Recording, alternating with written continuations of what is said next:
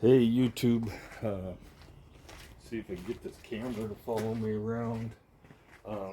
So, going to talk about getting your bike ready to ride for the first time in the spring.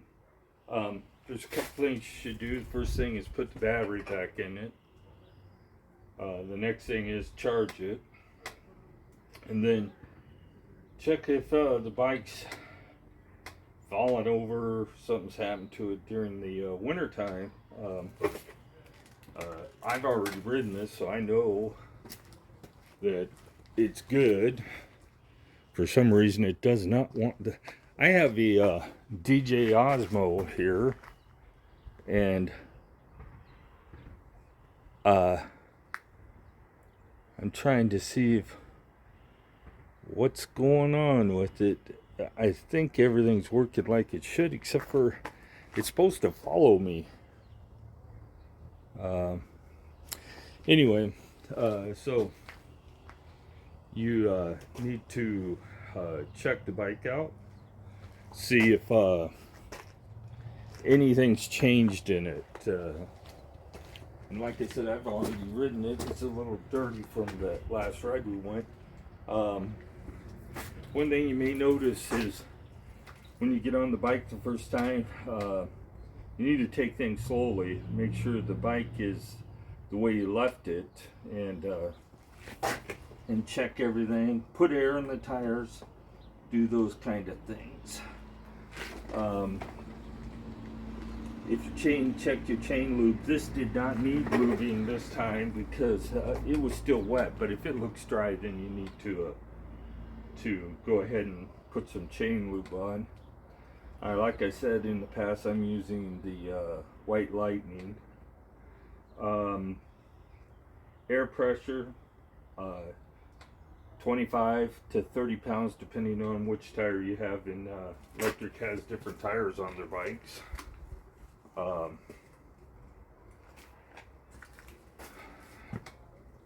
The next thing you'll do is if you stored your bike in the garage with a salty vehicle, you need to give it a good wipe down.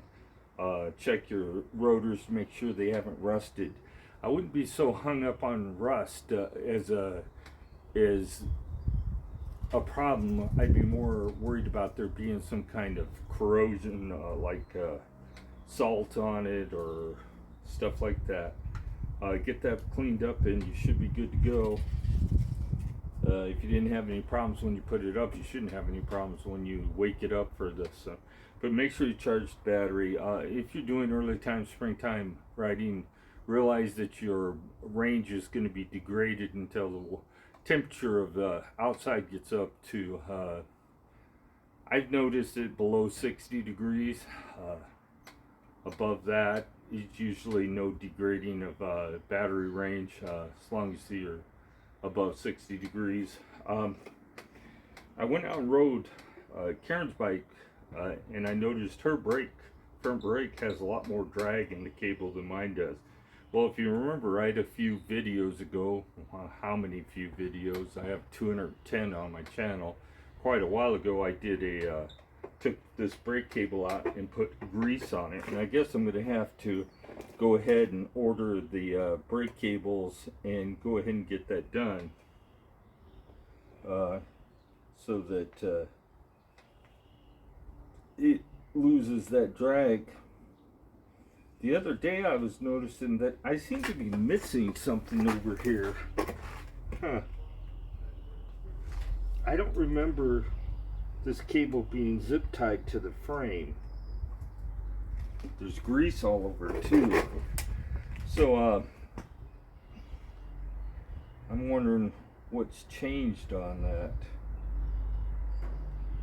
Karen's is of course got a triangle on it, making it completely different than mine. But she has a spot where you can tie the cable to, but mine, I don't know what happens. I'm thinking something got knocked off or something there.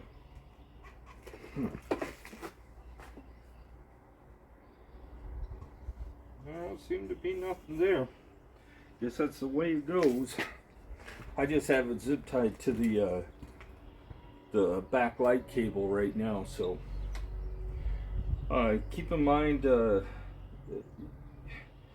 if you're going into your second year, you're going to start needing to look at extended maintenance items like the chain. For you guys that don't know it, the chain needs to be replaced at about 2,000 miles. If you can't do it yourself, take it to a bike shop. If you're going to do it yourself, you're looking for an 8-speed 116 link chain. This is 114 and it's a little tight. 116 is the length that was on the bike, but at the time I couldn't find one in stock anywhere, so I bought 114.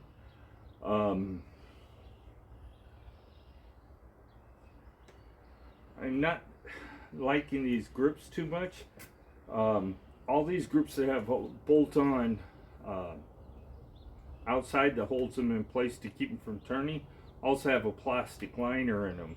So you end up with a little space here where this grip is bigger than this. I'm not sure I like that transition. If it wasn't a plastic lined grip, I probably would just take some tape and wrap it up so it swell up on this outside edge here, but can't really do that. If you let your chain go too long, past that 2,000 mile mark, when it comes time to change it, you'll find you've stretched the cogs on the rear cassette, and you'll end up having to change that too. So it's cheaper to spend the 16-20 bucks it costs to get a new chain now versus waiting longer and have to replace the cogs and the chain. So 2,000 miles is pretty much all you're going to get out of a chain, and that's not just an e-bike chain, that's any chain. They do not last forever. If you wait too long, it'll stretch chain, your chain rings on your free wheel. I don't know why I called it cassette, because it's a free wheel. Your free wheel on the back, and then you've cost yourself more money. You get about two changes out of a free wheel, and then you'll have to replace it. So about every 5,000 miles or 4,000 or 5,000 miles is all you're going to get out of a free wheel. It may fail even before it gets that many miles on it. So those are wear items. Brake pads, I have already gotten videos on how to change them. They're not hard to change, so if you need to see, go back through my collection there, and you'll be able to find a video with me changing the pads. Shouldn't take you more than a few minutes to do. It's not hard at all. I wish car brakes were that easy to change. Other than that, I'm going out for a ride. I am not taking the electric. I'm going on the truck. Gonna get these bikes cleaned up and polished up. If you're gonna wipe it down, the best thing to use is Pledge or whatever furniture polish you use.